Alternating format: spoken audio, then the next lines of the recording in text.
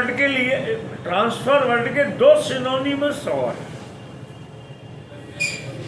एक है एलिनेशन और एक है कन्वेंस और एक है ट्रांसफर। ये तीनों एक ही जीनस के शब्द। एक और असाइनमेंट, लेकिन असाइनमेंट को थोड़ा मैंने इसलिए अलग किया कि वो उसमें अकेले राइट जाते, कॉम्पैक्ट है वो। असाइनमेंट माने कुछ विशेष प्रकार के अधिकार जो आपको दिए गए, वो असाइनमेंट कहलाता है। ठीक है, तो इसलिए हमने जानबूझ के असाइनमेंट को छोड़ दिया। लेकिन तीन तो ये हैं, चाहे कन्वेंस कहो, चाहे ट्रांसफर कहो, चाहे एलाइनेट करना। एक अब हम प्रखर को एक प्रॉपर्टी गिफ्ट करते हैं, है ना, और प्रखर पर ये रेस्ट्रिक्शन लगा देते हैं कि प्रखर आगे तुम जिंदगी भर, तुम और तुम्हारे संतानें इसको कभी बेच नहीं हुए। ये क्या बात हुई? तो फिर दान हुआ कहाँ? फिर हमने तुम्हें स्वामित्व तो दिया कहाँ? जब हमारी मर्जी पे ही खड़ा है, स्वामित्व तो हमने दिया कहाँ तुम्हें कि तुम बेच नहीं पाओगे? तो ऐसी कोई भी कंडीशन ट्रांसफर की डीड में, कन्वेंसिंग में इम्पोज नहीं की जा सकती, जबकि प्रॉपर्टी एब्सोल्यूट ट्रांसफर कर दी गई है। एब्सोल्यूट, मैंने सारे राइट तुमको दे दिए हैं, लेकिन डीड में लिख दिया तुम आगे किसी को ऐसे ट्रांसफर जिंदगी भर नहीं करोगे। और ये तो आपने एलिनेशन के राइट को रोक दिया। मंदिर से रिलेटेड जमीन वो उनकी छोड़, ज्यूरिस्प्रूडेंस में कंसेप्ट ही अलग है, वो आइडल में वेस्ट हो जाता है, इसलिए उसमें परपिचुअल ओनरशिप हमेशा आइडल में ही वेस्ट रहती है। ये इससे पहले जब ये लॉ रूलिंग नहीं आई थी कि आइडल में वेस्ट होती है, सारे पुजारी खा पी गए, मंदिरों की जमीनें खा पी गए। एक एक मंदिर से कितनी जमीन लगी थी।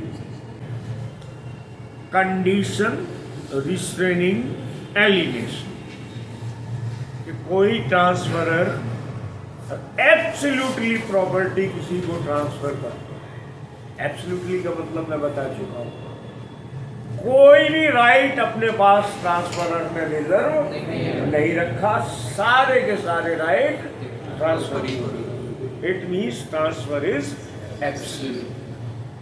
तो जब वो एब्सोल्यूट हो गया प्रभु, अब हम तुम पे ये कंडीशन लगाए कि तुम आगे किसी को ऐसे एलाइनेट नहीं कर पाओगे। अरे या तो ये कोई बात नहीं, फिर एब्सोल्यूट कहाँ हुआ? है ना? तो ऐसी कंडीशन लगा के अगर ट्रांसफर किया गया है तो ट्रांसफर वॉइड नहीं है, कंडीशन वॉइड है। ट्रांसफरी उस प्रॉपर्टी को ऐसे होल्ड करेगा मानो कोई कंडीशन उसके ऊपर थी।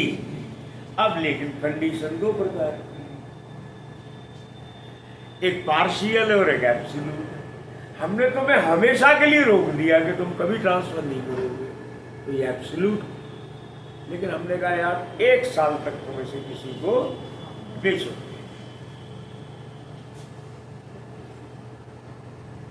ये पार्शियल कंडीशन।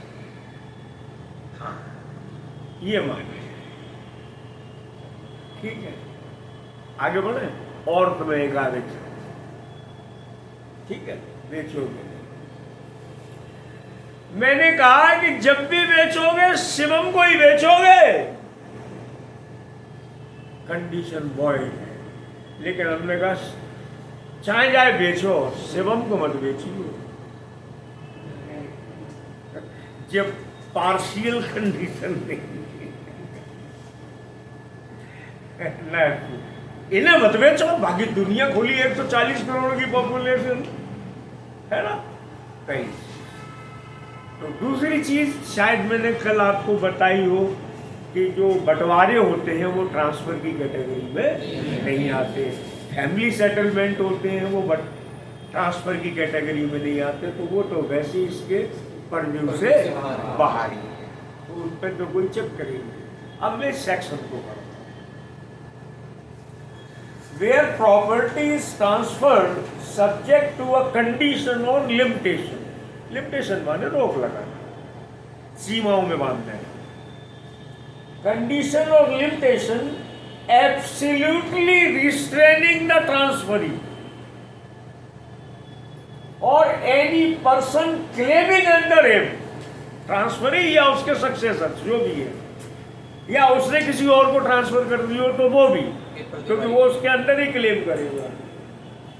तो where property is transferred subject to a condition or limitation absolutely restraining the transferee or any person claiming under him, किसके? ट्रांसफरी के अंडर कोई आदमी काम कर रहा है या ट्रांसफरी के राइट को कोई क्लेम कर रहा है, वो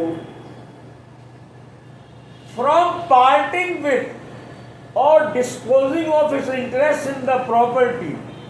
ऐसी शर्त लगा दी है कि तुम एब्सोल्युटली न तुम और न तुम्हारे उत्तराधिकारी किसी और को कभी एलाइनेट कर ही नहीं पाएंगे। क्या लिखा उन्होंने? The condition or limitation is the transferee shall hold the property as if there was no condition.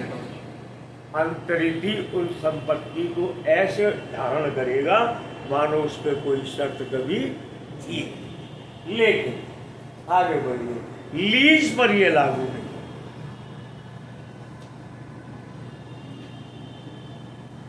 Lease पे लागू क्यों नहीं होगा?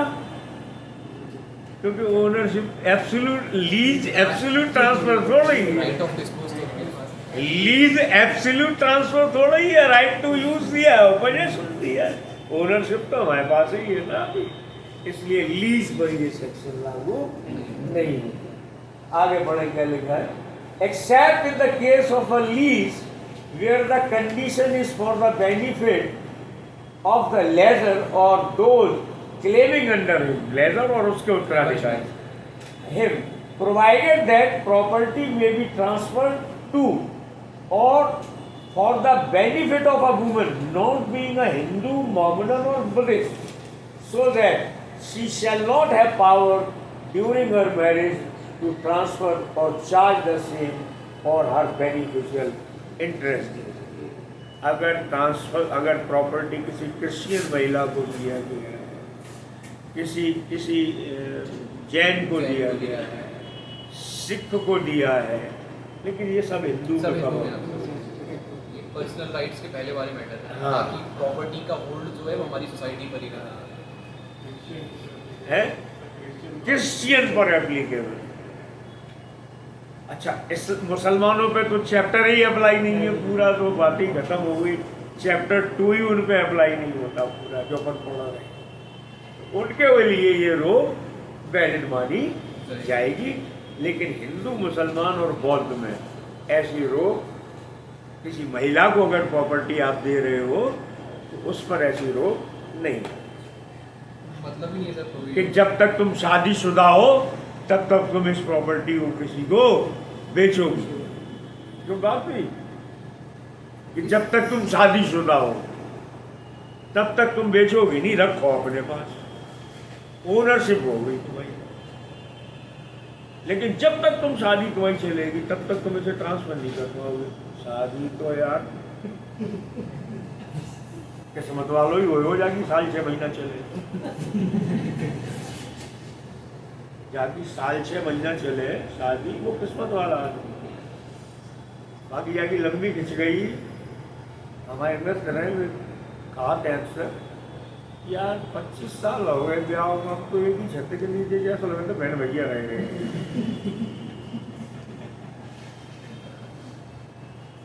हाँ, कहते हैं आपका यार बात तो सही है।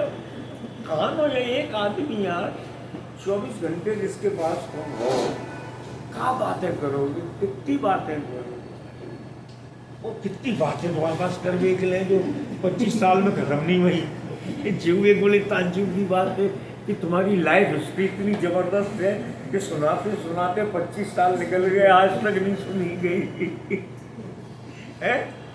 तो ये आपने सुनी होता, अपन बकर ज़्यादा करते नहीं, जितना बोलते हैं वो क्लास में बोलते। ठीक है, इसको पढ़ो जरा, हो गया ना। Yes. ये भी सर एब्रोगेट होना चाहिए, इस प्रोविजन कोई साइंस ही नहीं है। है इस प्रोविजन कोई साइंस ही नहीं। 2005 अमेंडमेंट के बाद अमेंडमेंट एब्सोल्युटली जब डिस्पोज करने की पावर है, तो इसका कोई सेंस नहीं। और ये भी जब मेंस में आंसर लिखो तो ऐसी चीज़ें ही लिखी जाए साहब, अब उसकी एप्लीकेबिलिटी कितनी रहेगी। हमेशा ये कोई नहीं लिखता आंसर, तो डायरेक्ट छापे आए, 2-4 चीज़ें बोलने के आए बस, इसलिए एवरेज मार्क हो। अपने को बताओ हम स्पेशल हैं। आप जो पूछ रहे हो ये हमारे लिए बहुत छोटी चीज़ है, इतनी तो सुन ही लो जो आपने पूछी है। अब हम तुम्हें और दे रहे हैं कि हमारी तरफ से ले जाओ। मुसलमानों पे इसलिए नहीं लागू होगी क्योंकि उनका अपना पर्सनल लॉ है। हिंदू मुस्लिम, हिंदू बौद्ध और जैन सिख पर लागू होने का अब कोई इस सेक्शन का मतलब नहीं है। ये प्रीएम्पशन पर लागू नहीं होता। हमने ये कह दिया भाई देखो, राइट टू प्रीएम्पशन मतलब पहले खरीदने का अधिकार।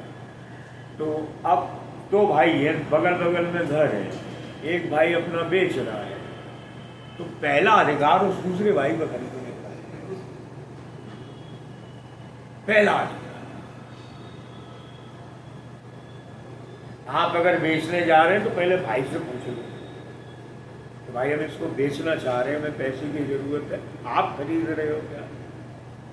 आपका हक शुफा है इसमें, पहले खरीदने का अधिकार है, जिसको हक शुफा बोलते हैं। हक शुफा है आपका इसमें, तो आप ले रहे हैं क्या? जब वो मना कर दिया कि नहीं हम नहीं ले रहे, तो किसी को भी बेचो। लेकिन अगर मार्केट में जो उसकी वैल्यू मिल रही है और वो भाई हमारा देने के लिए तैयार है उतनी वैल्यू, तो भाई साहब फिर वो शुभाधिकारी है, प्रियम्पर है, पहले वो ही खरीदेगा। एक ये भी मंशा है विधि की इसमें कि जहाँ तक संभव हो सके हर व्यक्ति को ये तय करने का अधिकार है कि उसके पड़ोस में कौन रहेगा। राइट टू नेबरहुड आर्टिकल 21 पड़ोसी का भी सुखाधिकार होता है, पड़ोसी का भी। अब बगल में जो बेच रहा है, बात हमारी जाए चल रही है, बातचीत होती नहीं है, समझ आ रहे। अब वो अपना हिस्सा बेच रहा है, हम और हमने कि हमें बेच दो, पैसे ले लो। तुम्हें नहीं बेचेंगे, तुम्हें हमारे तो बेच नहीं पड़ रहा हो।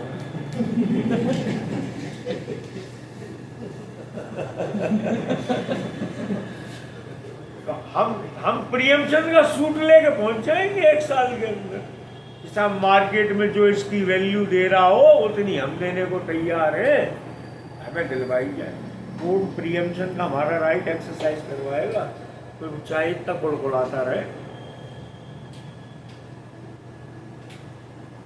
पड़ोसी को भी, नेबर को भी प्रियम्पशन होता है, हक होता है? ठीक है, तो ये सेक्शन हो गया पूरा। कल आगे चर्चा करें।